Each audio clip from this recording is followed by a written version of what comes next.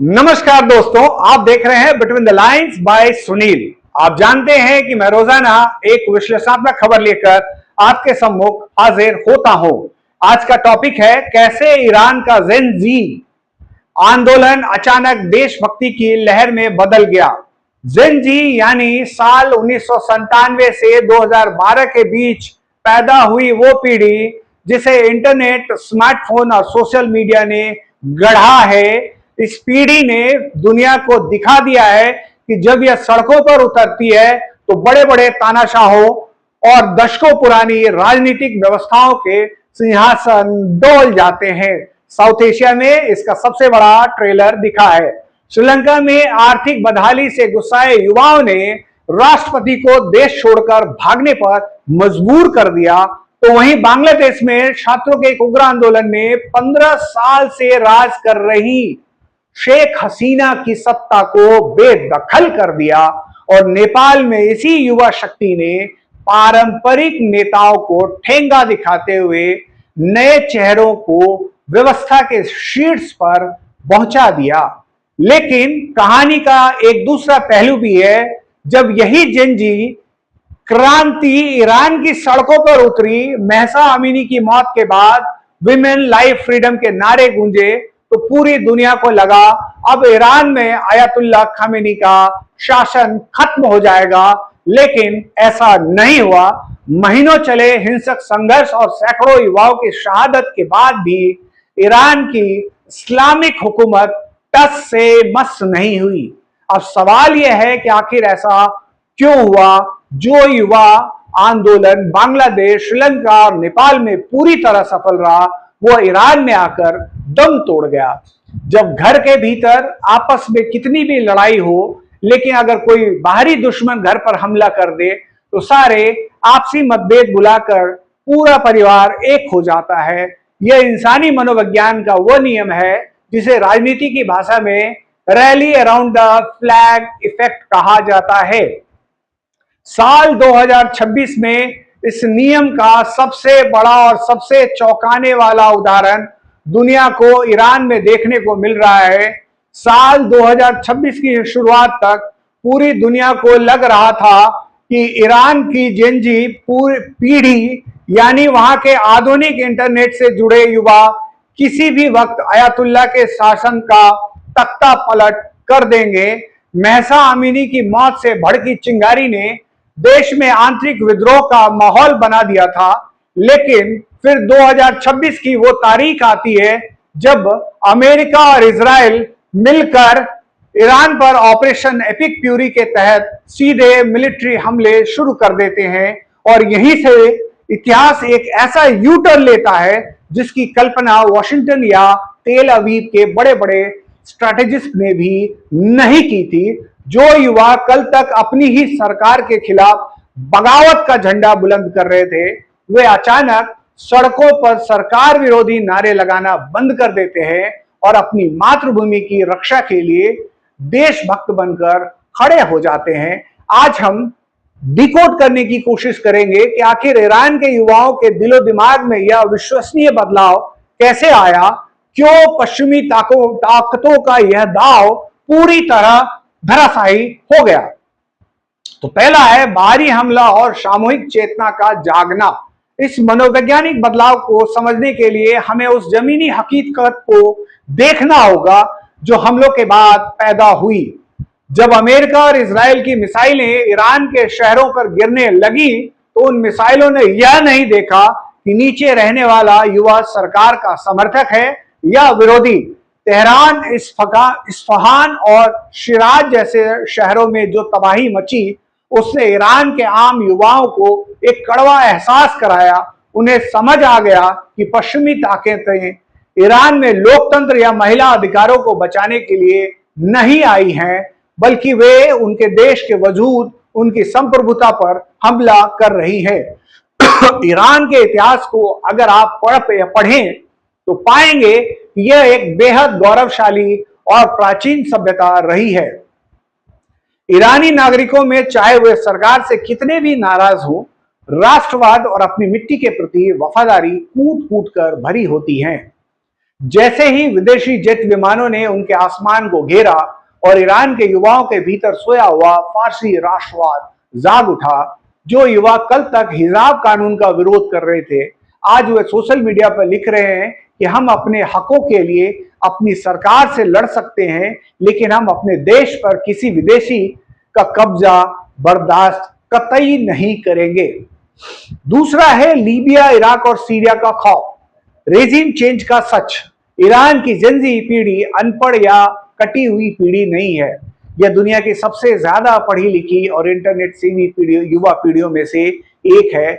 जब वॉशिंगटन ने ईरान में रेजिम चेंज यानी सत्ता परिवर्तन का नैरेटिव सेट करना शुरू कर किया, तो इस युवा पीढ़ी ने अपने पड़ोस में झांक कर देखा कि वहां की हालात क्या है। उन्होंने देखा कि अमेरिका ने ईरान में लोकतंत्र बचाने के नाम पर हमला किया था। आज इराक की क्या हालत है। अमेरिका और नाटो ने लीबिया को गद्दाफी से आजाद कराया था। आज लीबिया सिविल वॉर की आग में जल रहा है। ऐसे कई उदाहरण थे। सीरिया में बशर अल असद को हटाने के चक्कर में पूरा देश मलबे के ढेर में तब्दील हो गया। ईरानी युवा जो काफी शिक्षित है, उसको यह समझने में देर नहीं लगी कि अगर वे इस वक्त अपनी सरकार के खिलाफ अंदरूनी विद्रोह जारी रखते हैं तो देश में अराजकता फैल जाएगी, देश टुकड़ों में बंट जाएगा और सीरिया या इराक की तरह विदेशी ताकतें उनके संसाधनों को लूटेंगी। हुकूमत की शक्तियों के बीच जाना फिर भी मुमकिन है, लेकिन एक फेल स्टेट के रूप में तबाही के बीच जीना नामुमकिन है। इस अस्तित्व के डर ने युवाओं के गुस्से को सिस्टम के खिलाफ मोड़ने की बजाय देश को बचाने की देशभक्ति में बदल दिया। सरकार का शातिर नैरेटिव और शहादत का सांस्कृतिक प्रभाव। ईरान की सरकार और वहां के रणनीतिकारों ने इस मौके पर अपने नैरेटिव को बेहद चालाकी से बदला। उन्होंने आंतरिक विद्रोह को कुचलने के लिए अब मजहब के बजाय देशभक्ति और राष्ट्रीय सुरक्षा का कार्ड खेला, जो सफल होता दिख रहा है। ईरानी संस्कृति में शहादत का एक बहुत गहरा और ऐतिहासिक और आध्यात्मिक महत्व है। जब युद्ध के मैदान से युवा सैनिकों के शव वापस आने लगे तो देश का माहौल पूरी तरह बदल गया। जो युवा कुछ महीने पहले तक प्रदर्शनकारियों के मारे जाने पर शोक मना रहे थे, अब वे देश की सीमा पर शहीद होने वाले अपने ही उम्र के जवानों के जनाजों में शामिल होने लगे। सरकार ने यह संदेश देने में कामयाबी हासिल की कि यह लड़ाई सिर्फ आयतुल्लाह को बचाने की नहीं है, बल्कि यह ईरान की परमाणु क्षमता, उसकी वैज्ञानिक प्रगति और उसकी आज़ादी को बचाने की लड़ाई है। और इस नैरेटिव ने उन युवाओं को भावुक कर दिया जो पहले न्यूट्रल थे या सरकार के खिलाफ थे। जब बात देश की अस्मिता पे आई तो युवाओं ने विरोध के तख्तों को छोड़कर देश की ढाल बनना स्वीकार किया। अमेरिका और इजराइल के अनुमानों की विफलता, यह पूरा घटनाक्रम वाशिंगटन और तेल अवीव की बहुत बड़ी रणनीतिक विफलता साबित हो रही है। उनकी तैयारियों की विफलता को भी उजागर करता है।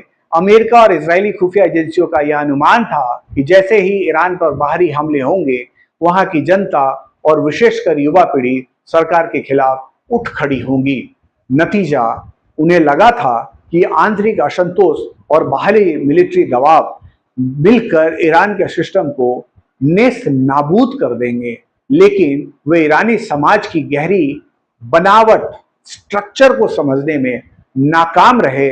वे यह भूल गए कि ईरान का युवा भले ही मॉरलिटी पुलिस या हिजाब कानून से नफरत करता हो, लेकिन वो अपने देश से प्यार करता है।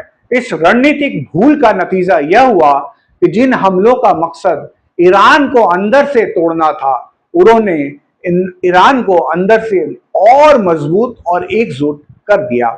इजराइल के खिलाफ युवाओं का गुस्सा इस कदर बढ़ा कि देश के भीतर सेना में भर्ती होने वाले युवा वॉलंटियर्स की संख्या में अचानक भारी उछाल आ गया। पश्चिमी ताकतों ने अनजाने में ईरान सरकार को वो सबसे बड़ा हथियार दे दिया जिसकी उसे तलाश थी, यानी पूरी जनता को एक साझा दुश्मन के खिलाफ एकजुट करने का मौका मिला। अब सवाल है कि एक नया ईरान के भविष्य का समीकरण क्या होंगे। ईरान के युवाओं का बगावत के रास्ते को छोड़कर देशभक्ति के रास्ते पर आ जाने का अंतर्राष्ट्रीय राजनीति के लिए क्या मतलब है, इसके 3 बड़े निष्कर्ष निकलते हैं। पहला, रिजीम चेंज का अंत। पश्चिमी देश अब बंदूक के दम पर ईरान में सत्ता परिवर्तन नहीं करा सकते, क्योंकि वहां की युवा पीढ़ी अब इस गेम प्लान को पूरी तरह समझ चुकी है। दूसरा है आंतरिक सुधारों का नया दौर।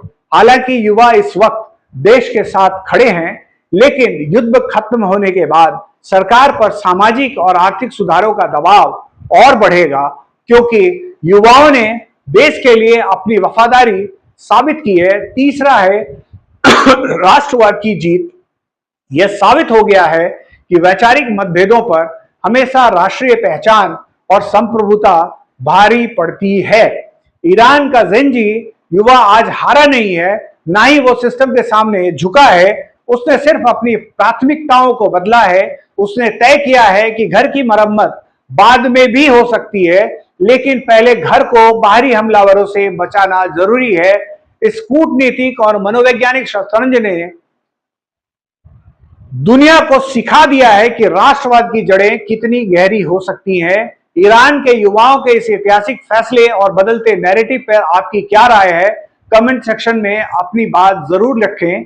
कंटेंट पसंद आया हो तो वीडियो को लाइक और दोस्तों के साथ शेयर करें। साथ ही चैनल को सब्सक्राइब करना ना भूलें। तो मिलते हैं अगले वीडियो में, तब तक के लिए दोस्तों धन्यवाद।